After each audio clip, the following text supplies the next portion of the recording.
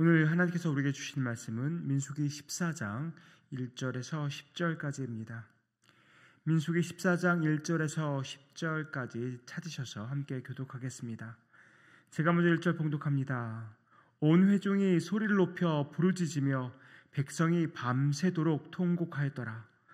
이스라엘 자손이 다 모세와 아론을 원망하며 온 회중이 그들에게 이르되 우리가 애굽 땅에서 죽었거나 이 광야에서 죽었으면 좋았을 것을 어찌하여 여호와가 우리를 그 땅으로 인도하여 칼에 쓰러지게 하려 하는가? 우리 처자가 사로잡히리니 애굽으로 돌아가는 것이 낫지 아니하리야. 이에 서로 말하되 우리가 한 지휘관을 세우고 애굽으로 돌아가자 하매 모세와 아론이 이스라엘 자손의 온 회중 앞에서 엎드린지라. 그 땅을 정탐한 자 중 눈의 아들 여호수아와 여분네 아들 갈렙이 자기들의 옷을 찢고 이스라엘 자손의 온 회중에게 말하여 이르되 우리가 두루다니며 정탐한 땅은 심히 아름다운 땅이라. 여호와께서 우리를 기뻐하시면 우리를 그 땅으로 인도하여 들이시고 그 땅을 우리에게 주시리라. 이는 과연 젖과 꿀이 흐르는 땅이니라. 다만 여호와를 거역하지 말라. 또 그 땅 백성을 두려워하지 말라. 그들은 우리의 먹이라. 그들의 보호자는 그들에게서 떠났고 여호와는 우리와 함께 하시느니라. 그들을 두려워하지 말라 하나 온 회중이 그들을 돌로 치려 하는데 그때에 여호와의 영광이 회막에서 이스라엘 모든 자손에게 나타나시니라. 아멘. 오늘부터 다시 민수기 말씀을 묵상하게 됩니다. 일주일 전에 우리가 묵상했던 말씀은 바로 모세가 12명을 가나안 땅을 정탐하도록 보냅니다. 그리고 40일이 지나서 그들이 돌아와서 이제 보고를 하게 되는데 그들 중 10명은 매우 부정적인 보고를 합니다. 가나안 땅 사람들은 이스라엘 사람보다 너무나 크고 강해서 이스라엘 백성이 그들에게 비하면 그냥 메뚜기에 불과하다라고, 그래서 가나안 땅 정복은 절대 불가능한 것이라는 보고를 합니다. 그러나 다른 두 명의 의견은 달랐습니다. 갈렙이 이렇게 보고합니다. 민수기 13장 30절입니다. 우리가 곧 올라가서 그 땅을 취하자 능히 이기리라. 이렇게 첨예하게 다른 두 보고를 듣고서 백성들이 어떻게 반응합니까? 오늘 본문 1절을 보니까 백성들이 소리 높여서 부르짖으며 밤새 통곡했다고 말합니다. 결국 10명의 그 부정적인 보고를 받아들인 것이죠. 그리고는 모세와 아론을 원망하기 시작합니다. 애굽 땅에서 죽거나 아니면 광야에서 죽었으면 좋았을 것을 그렇게 말하면서 원망을 하는데요. 심지어 3절에서는 여호와 하나님을 원망합니다. 어찌하여 여호와가 우리를 그 땅으로 인도하여 칼에 쓰러지게 하려 하는가? 무슨 말입니까? 왜 굳이 우리를 애굽에서 구원해내서 이 가나안 땅에서 죽게 만드냐고 지금 하나님을 원망하면서 하나님께 지금 따지고 있는 것입니다. 그러더니 4절에서는 모세 아론 필요 없다. 새로운 지휘관을 세우고 애굽으로 돌아가자라고 말합니다. 이게 딱 맞아 떨어지는 속담은 아닐 것 같긴 한데요. 이런 속담이 제가 이 말씀에 묵상하면서 떠올랐습니다. 물에 빠진 사람 구해줬더니 보따리 내놓으라고 한다. 애굽에서 종살이하던, 그렇게 신음하고 있던 이스라엘 백성을 하나님께서 그 신음소리에서 건져내 주셨는데, 그리고 이 약속한 땅, 오래전부터 약속한 그 땅으로 인도해 주시는데 지금 어처구니 없이 원망과 불평을 쏟아내고 있는 셈입니다. 부정적인 보고를 했던 10명과는 달리 긍정적인 보고를 한 두 사람이 있습니다. 바로 여호수아와 갈렙인데 이 두 사람은 이 백성들의 원망과 불평 소리를 듣고서 자기들의 옷을 찢습니다. 7절 말씀입니다. 이스라엘 자손의 온 회중에게 말하여 이르되 우리가 두루 다니며 정탐한 땅은 힘이 아름다운 땅이라. 8절에 이어서 이렇게 말합니다. 여호와께서 우리를 기뻐하시면 우리를 그 땅으로 인도하여 들이시고 그 땅을 우리에게 주시리라. 이는 과연 젖과 꿀이 흐르는 땅이니라. 어떻게 여호수아와 갈렙은 이러한 보고를 할 수 있었을까요? 아마도 여호수아와 갈렙은 여호수아 갈렙뿐만 아니라 모든 이스라엘 백성은 이 젖과 꿀이 흐르는 이 약속의 땅을 얻게 될 것이라는 하나님의 말씀을 계속해서 들어왔을 것입니다. 모세도 하나님의 이 약속의 말씀을 들었었는데요. 출애굽기 3장 8절입니다. 내가 내려가서 그들을 애굽인의 손에서 건져내고 그들을 그 땅에서 인도하여 아름답고 광대한 땅, 젖과 꿀이 흐르는 땅, 곧 가나안 족속, 헷 족속, 아모리 족속, 브리스 족속, 히위 족속, 여부스 족속의 지방에 데려가려 하노라. 이런 말씀을 모세가 하나님으로부터 듣습니다. 그런데 모세가 이 약속의 말씀을 처음으로 들은 사람이 아니라는 것입니다. 더 거슬러 올라가 보면 이 말씀은 하나님께서 아브라함에게 하신 말씀입니다.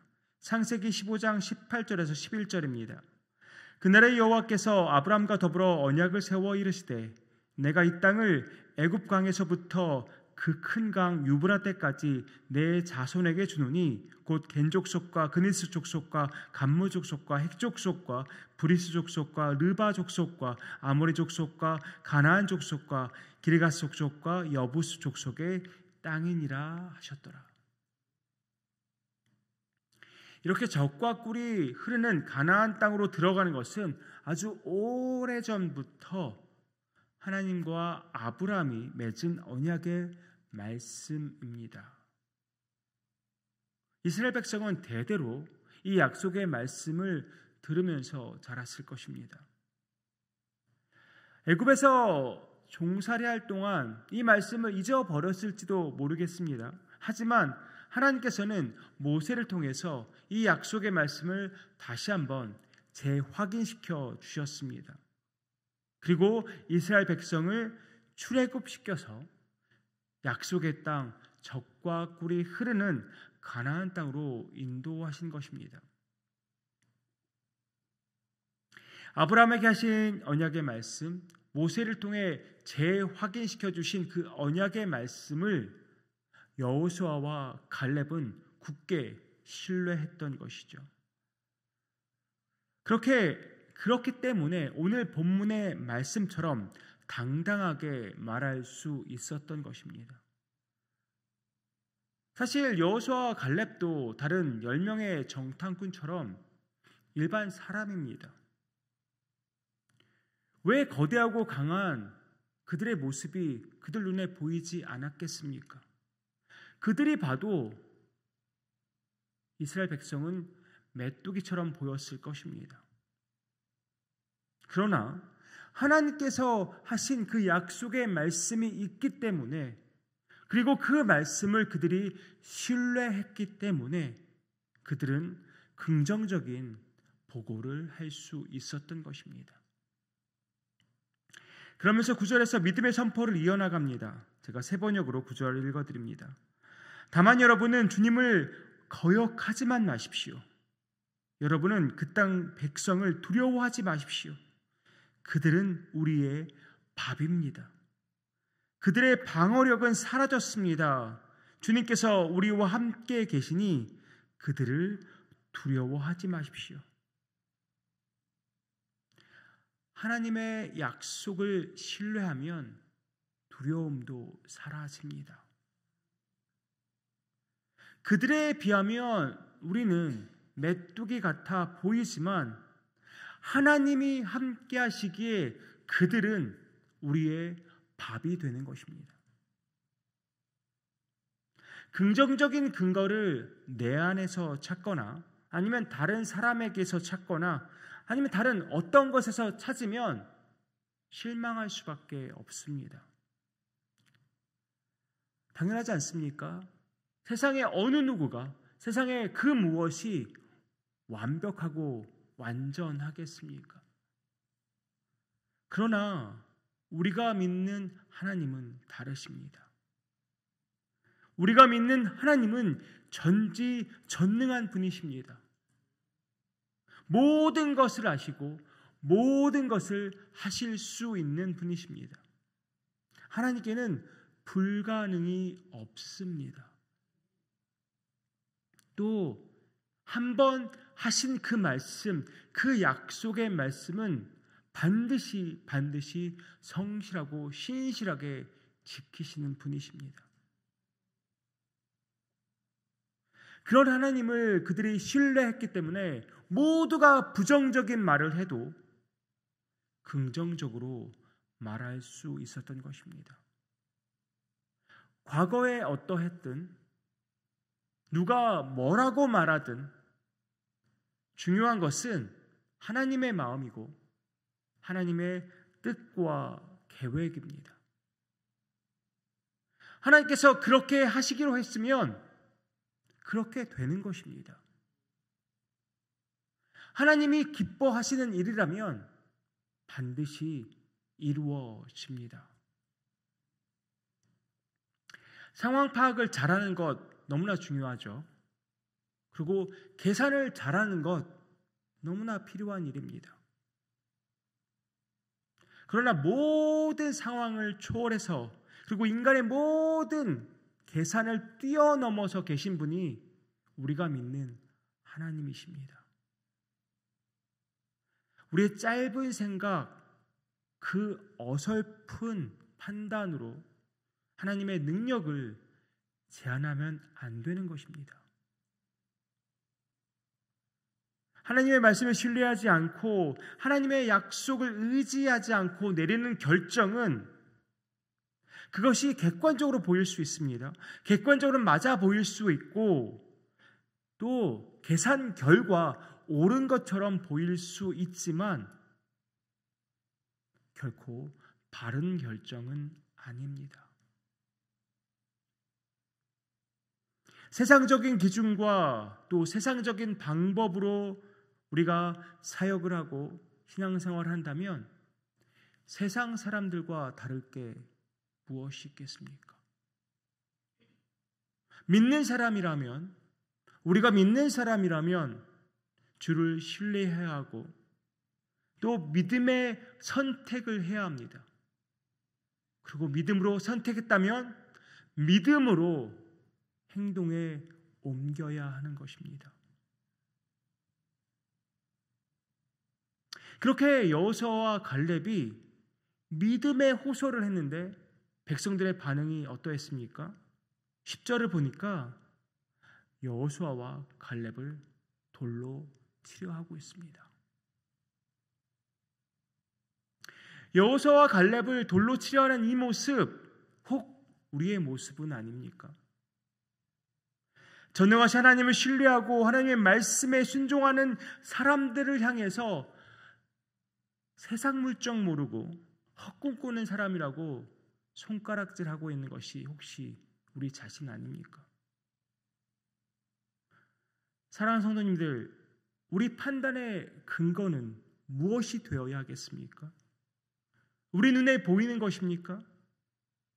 우리의 빠르고 정확한 계산입니까? 그동안의 경험과 노하우, 지식들입니까? 우리의 판단의 근거는 여호와 하나님입니다. 우리 판단의 근거는 그분 주님의 말씀입니다. 우리가 신뢰할 수 있는 것은 주님과 주님의 말씀밖에 없습니다. 약속을 성실하게 지키시는 하나님 앞에서 불가능한 것이 없으신 전능하신 하나님 앞에서 여러분 부정적인 태도를 취하지 마십시오. 무조건 회의적으로 무조건 부정적으로 바라보는 것, 그것도 다 습관입니다. 나를 바라보면 부정적이고 회의적일 수 있습니다. 하지만 하나님을 바라보면서 가져야 할 것은 부정적인 반응이 아니라 확신입니다. 모든 부정적인 생각과 또 회의적인 생각을 다 떨쳐버리고 오직 주를 신뢰함으로 주가 신실하게 그 약속을 지키실 것을 확신하는 저와 여러분 되기를 간절히 소망합니다. 오늘 하루도 주께서 이루실 일을 기대하면서 우리와 함께 하시는 주님을 우리가 신뢰하면서 두려움 없이 신앙생활에 나가는 저와 여러분 되기를 간절히 축복합니다. 기도하겠습니다. 주님은 전능하신 분이십니다. 모든 것을 아시고 모든 것을 하실 수 있는 분이십니다. 그런 하나님 앞에서 그 하나님을 바라보면서 그 하나님을 의지한다고 하면서 그 하나님을 신뢰한다고 하면서 부정적인 생각을 하는 것은, 회의적인 생각을 하는 것은 죄가 아닐지 모르겠습니다. 주님, 우리의 생각을 바꿔주시옵소서. 우리의 마음을 온전히 주께로 향하게 하시고 우리가 주를 신뢰한다면, 주를 의지한다면 온전히 주를 향한 확신으로 나아가는 우리 삶이 되게 하여 주시옵소서. 사역을 하면서 신앙생활하면서 우리 모든 삶을 살아가면서 그 능력의 하나님이 우리와 함께 하시기 때문에 우리는 능히 모든 것이 가능하다는 것을, 주 안에서 가능하다는 것을 확신하면서 믿음으로 나아가는, 또한 믿음으로 선포하는, 믿음으로 행동하는 우리 모두 되게 하여 주시옵소서. 이 모든 말씀 예수님의 이름으로 기도하옵나이다. 아멘.